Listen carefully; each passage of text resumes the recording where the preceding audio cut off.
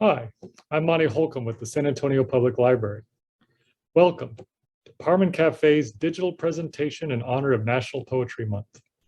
Today, I want to bring to your attention the latest work of Tracy K. Smith, who was the Poet Laureate for the United States from 2017 to 2019. The book I am recommending today is called Wade in the Water, and it's the latest collection of Smith's poems. Along with a creative array of poetic techniques that are used, there's also an interesting variety of topics addressed in this collection. For example, some poems focus on the author's direct experiences.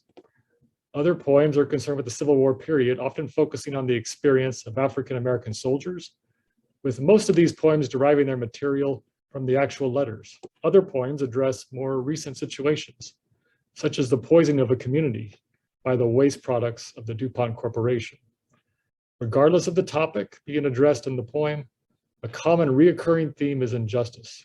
Today, I will highlight just a few of these poems from this book to give you a better idea of what this book has to offer.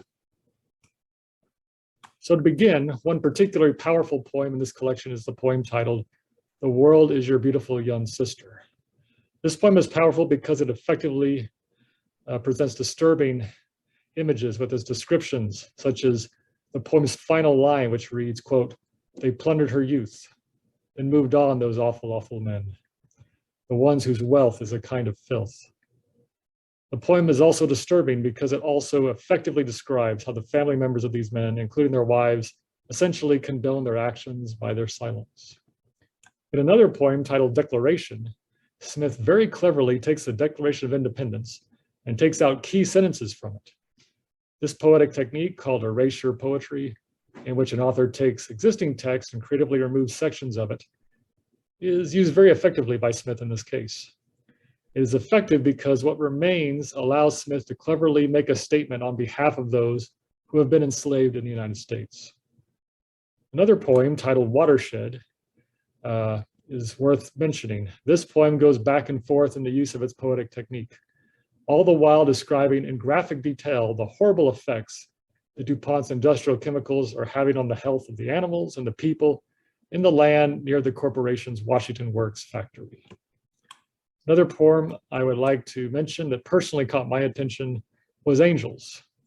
In this poem, Smith describes the lasting impressions that two card-playing strangers had on her because they emitted such immense strength and power. In the poem, she describes how even though she has not seen them since that time, certain moments in nature, such as when she sees a tree enduring in strong winds, will still remind her of them. In summation, I highly recommend that you check out Wade in the Water, and I hope that the poems that I've discussed from this work will at least spark an interest in you to check out the book so that you can experience some of this wonderful poetry for yourself. Hope you enjoyed this presentation.